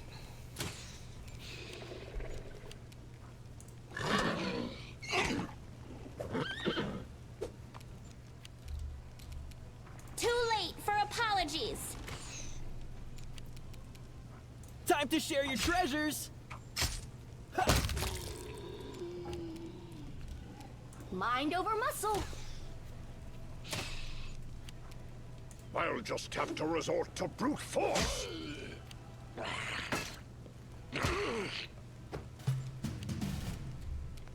I will see to your demise.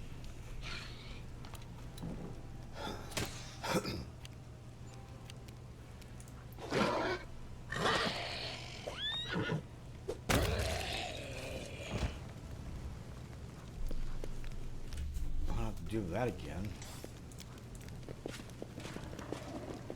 Does anyone require my counsel? Magritium Turinos. Magritium Turinos. Magritium Turinos.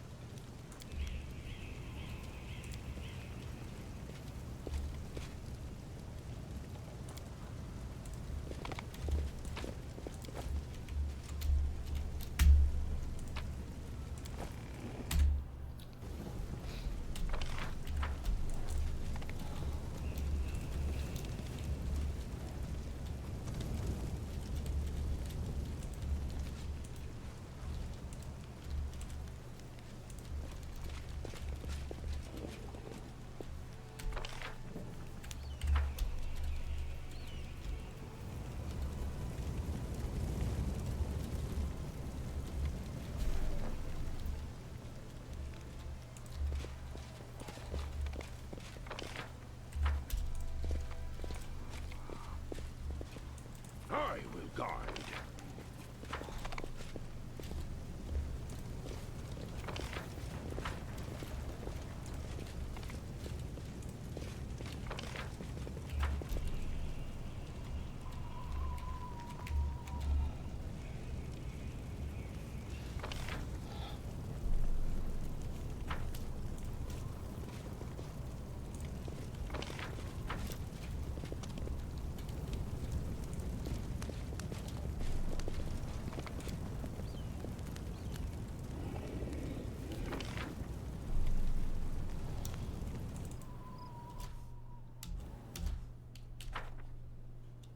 Eh?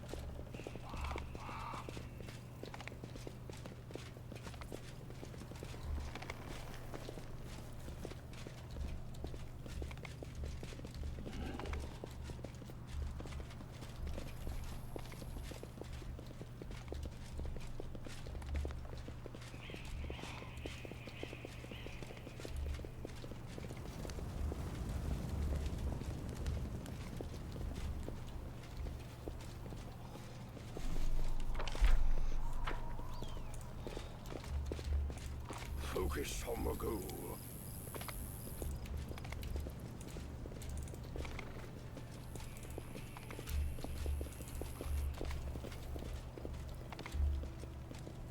Watch out for trouble.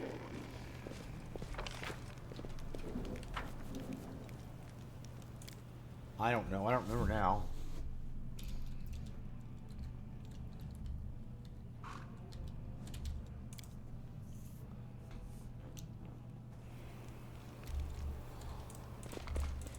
Keep your calm.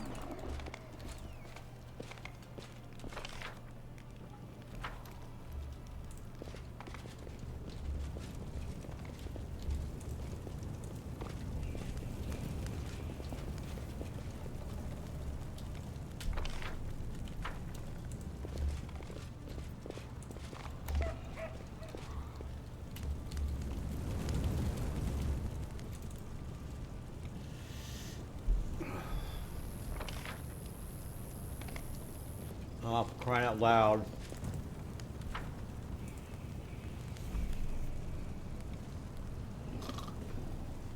I've had it. I'm not gonna look for him all damn day. I'm not.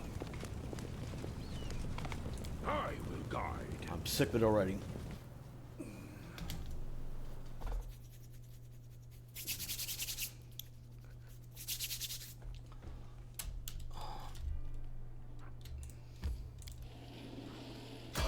Oh, God, this gets annoying.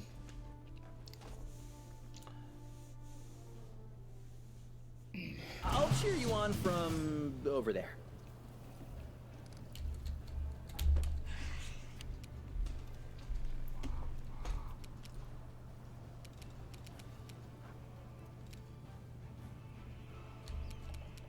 The light take you!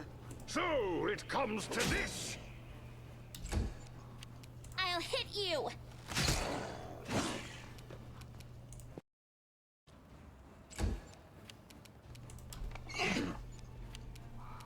I'll remove this obstacle. Cover me, all right? Precision and grace.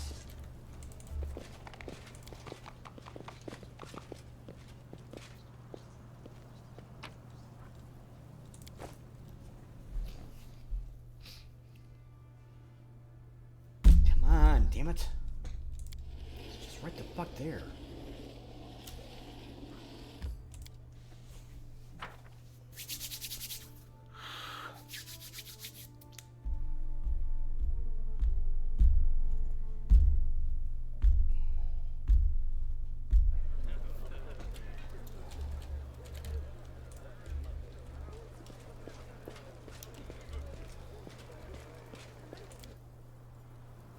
Okay, that's gonna be it for now. We'll talk to everyone next one.